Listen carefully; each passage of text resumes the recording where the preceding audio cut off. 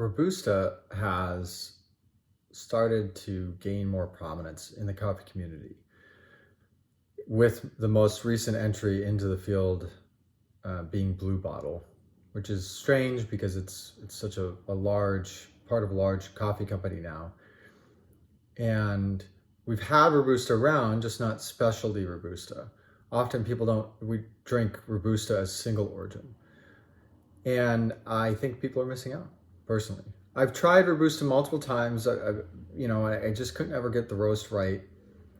But I was always impressed by going to Italy, and clearly the quality of the coffee is less because they're using cheaper beans. And the roasts seemed darker, but they didn't seem burned. So I always felt they were doing something different with Robusta. And then last year I met Iver at Chromatic Coffee, and he had been messing around with doing some interesting Robustas for a few years now. And he's been working with a few people in different countries, like Ecuador and in Vietnam. So I started to investigate Robusta a lot more this year and last year. So this is Robusta roasted and green. And the beans are just so beautiful. I don't know why. I'm in love with the beans, and I'm in love with the mouthfeel of Robusta. And I think it has to do with my first espresso experience was while in Europe, and most likely the blend of espresso beans used was one with Robusta. So I've always aimed to have a higher mouthfeel, and that's why I've gone towards staccato and like stronger extraction espresso shots, because they have that mouthfeel that I desire. So I've been collecting some data and doing some experiments, and I thought I'd share some of that in a video today together. And this is this beautiful shot of Robusta with a great crema on top, and just, I don't know, I love it so much.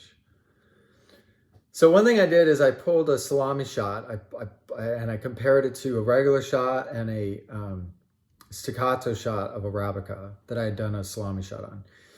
And I found that Robusta has an interesting trait where it increases, the extraction rate seems to increase over time, whereas regular, like arabica, seems to flatten out. I'm not sure why that is. Maybe that's due to the CO2 coming out. But whatever the case is, I found it intriguing. I also did a taste test of the 5 cups I pulled, and the bitter notes were almost exclusive to the first cup, which is seemingly the opposite for arabica. Arabica, usually the last 2 cups don't taste that great, which is why I don't pull longer shots, because I don't think that extra extraction is doing much. While the extra extraction of Robusta doesn't taste bad and just doesn't have much of a taste at all.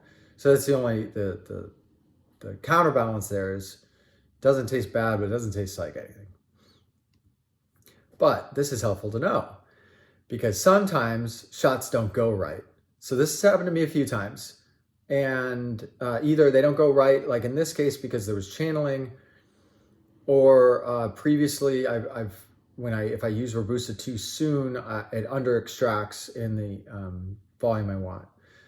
So what I did with this shot is I remixed the shot. I pulled out the basket. It had a really low extraction yield, and I was mad because I didn't want to waste coffee. So I was like, well, I could pull another shot and just put it into milk at worst case.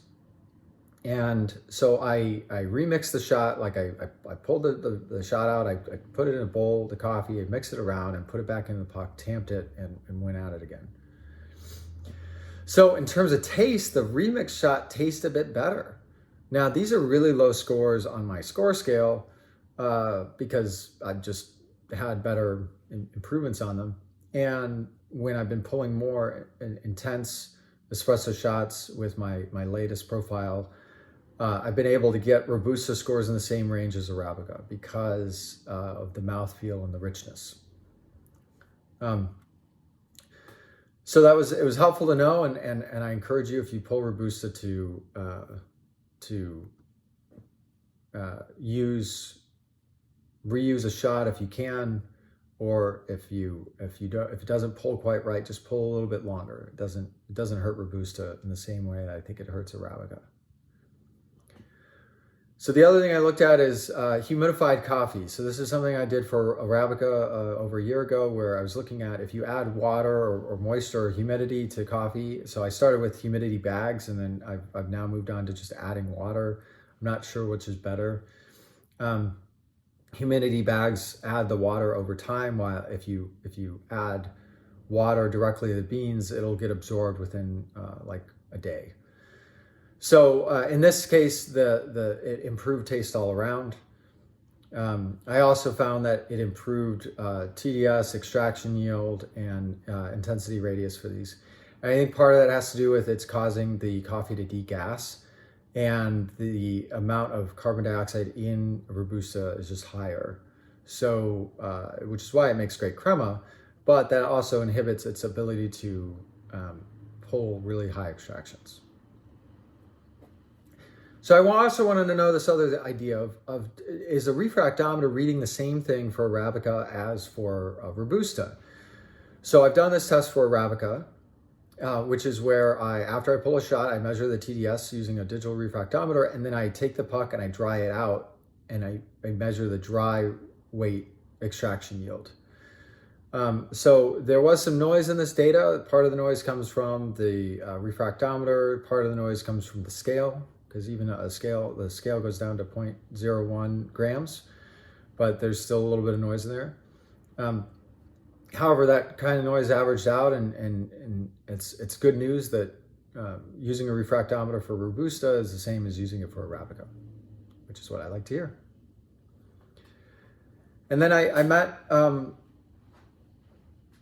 people around the world that were into Robusta, because not many people are into it. So these are photos from a fermentation of Robusta from India, from Shia, and he did some experiments with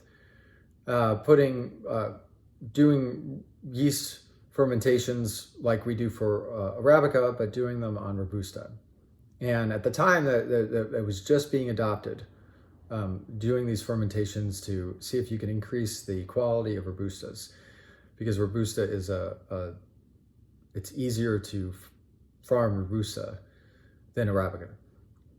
And so he sent me a sample, and I roasted it, and it was delicious. So I'm thrilled that people are getting more into Robusta. And if you are in the Bay Area and really want to try some Robustas, Chromatic Coffee usually has a few Robustas on hand, or they have some series of Robustas that come out, and they're really fantastic. Now, I should say that because I'm friends with Yver, he's generously given me coffee in these Robustas, and he supplied a larger quantity of green Robusta for me to do some of these tests. So I'm certainly biased. I'm not denying that. But in terms of people leading the effort to bring Robusta to market, he's definitely in the lead. And he's formed relationships with farmers that really make a fantastic coffee crop. So I'm really excited for other people to try. So thank you very much.